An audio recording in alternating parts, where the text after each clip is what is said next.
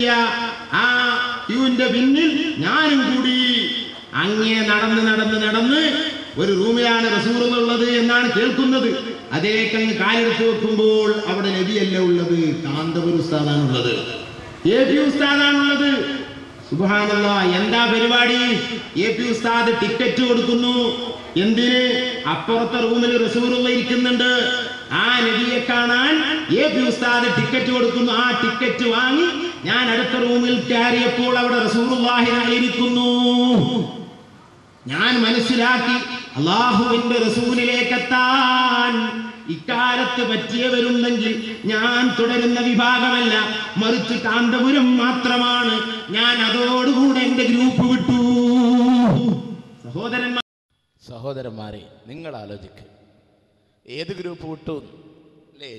EK group വിട്ട് AP പോയി. നിങ്ങൾ ആലോചിക്കണം, ഇവിടെ എന്തിനാണ് ഇതൊക്കെ പറഞ്ഞു വെക്കുന്നത്? പ്രവാചകൻ എന്തിനോടൊക്കെ ഉപമിക്കുന്നു എന്നുള്ളിടത്ത് നിങ്ങൾ ചിന്തിക്കാൻ വേണ്ടിയിട്ടാണ് അല്ലേ? ഒരു മനുഷ്യനെ ഇത്രയധികം പുകഴ്ത്തിയിട്ട് ഞാൻ പറയുകയാണ്, ഈ പാതയിലേക്ക് നിങ്ങൾ പോകുന്നുവെങ്കിൽ നിങ്ങൾ ചെന്നെത്തുന്നത് പലിശയുടെ കൂമ്പാരങ്ങളിലേക്കാം, ഷിർക്കിന്റെ കോട്ടകൊത്തളങ്ങളിലേക്കായിരിക്കാം. അതുകൊണ്ട് നിങ്ങൾ സൂക്ഷിക്കുന്നുവെങ്കിൽ നിങ്ങൾക്ക് നല്ലത് എന്ന് മാത്രം നിങ്ങളോട് ഓർമ്മപ്പെടുത്തിക്കൊണ്ട് എൻ്റെ സഹോദരന്മാരെ മനസ്സിരുത്തി ആലോചിക്കോ. പ്രവാചകൻ സ്വല്ലല്ലാഹു അലൈഹി വസല്ലമ എല്ലാം വീക്ഷിച്ചു കൊണ്ടിരിക്കുന്നു എന്നും, പ്രവാചകന്റെ അടുക്കൽ പോയി സലാം പറഞ്ഞ് പ്രവാചകനോട് സംസാരിക്കുന്നു എന്നും, ആ പ്രവാചകനിലേക്ക് എത്താൻ കാന്തപുരമാണ് മാർഗമെന്നും പറഞ്ഞിട്ടോ എവിടേക്ക് ആചാരങ്ങളെ കൊണ്ടുപോകുന്നത്?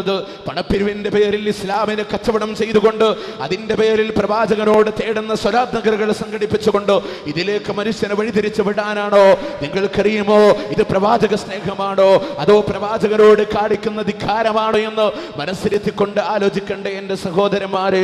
റസൂലിന്റെ പേരിൽ ഇങ്ങനെ കളവുകൾ പറഞ്ഞുകൊണ്ട് ആ പ്രവാചകനോട് ഇങ്ങനെ നിരന്തരമായി തേടിയിട്ടോ അതിന്റെ പേരിൽ സാധാരണക്കാരന്റെ പോക്കറ്റുകളെ ചൂഷണം ചെയ്തുകൊണ്ടിരിക്കുമ്പോ എൻ്റെ സഹോദരന്മാരെ, ഏറ്റവും ആദ്യം സ്ക്രീനിലൂടെ കണ്ടപ്പോ 3-4 പ്രാർത്ഥനകൾ നിങ്ങൾ കണ്ടപ്പോ അതിൽ ശ്രദ്ധേയമായ ആദ്യത്തെ 2 പ്രാർത്ഥനകളുണ്ടല്ലോ, അതെവിടെ വെച്ച് നടന്നതാണ് നിങ്ങൾക്കറിയുമോ? അതേ റമദാനിന്റെ അവസാനത്തെ 10 മലപ്പുറം ജില്ലയിലെ കോടോംപാറയിലെ മുട്ടിപ്പടിയിലെ സ്വലാത്ത് നഗറിൽ വെച്ചുകൊണ്ട് സമസ്തയുടെ നായകന്മാര് സംഘടിപ്പിച്ച സ്വലാത്താണെങ്കിൽ അവിടെ നിങ്ങൾ കണ്ടില്ലയോ? മുഹമ്മദുർ റസൂലുള്ളാഹി സ്വല്ലല്ലാഹു അലൈഹി വസല്ലമയോട് പ്രാർത്ഥിക്കുന്ന ദുആ ചെയ്യുന്ന അവസ്ഥയുണ്ടായപ്പോ അതിനുവേണ്ടി ന്യായീകരിക്കാനാണ് ഈ വിഷയങ്ങളൊക്കെ കൊണ്ടുവരുന്നത് എങ്കിൽ വേദികൾ മുഴുവനും ഇങ്ങനെ വന്നിട്ട് പ്രവാചകൻ നമ്മളെ കാണുന്നുണ്ടല്ലോ, പ്രവാചകൻ സംസാരിക്കുന്നുണ്ടല്ലോ, അതുകൊണ്ട് റസൂലിനെ തേടാനുള്ള അവസ്ഥ വെച്ച് കൊടുക്കുമ്പോ എൻ്റെ സഹോദരന്മാര് മരിച്ചു കഴിഞ്ഞാൽ അദൃശ്യകാര്യം അറിയാൻ കഴിയില്ല കേട്ടോ. അവരാരും അദൃശ്യകാര്യം അറിയുന്നവരല്ല. പരിശുദ്ധ ഖുർആൻ പോലും വ്യക്തമായി പഠിപ്പിച്ചു തന്നപ്പോ റസൂൽ തന്നെ പറഞ്ഞില്ല, വലൗ കുന്തു അഅലമുൽ ഗൈബ ലസ്തക്സർതു മിനൽ ഖൈരി വമാ മസനിയസൂ. 7-ാം അധ്യായത്തിന്റെ 177-ാമത്തെ ആയത്തിലോട് വലൗ കുന്തു അഅലമുൽ ഗൈബ, ഞാനെങ്ങാനും അദൃശ്യകാര്യം അറിയുമായിരുന്നെങ്കിൽ ലസ്തക്സർതു മിനൽ ഖൈരി, നന്മയിൽ നിന്ന് ഒരുപാട് ഞാൻ സമ്പാദിക്കുമായിരുന്നു. വമാ മസനിയസൂ,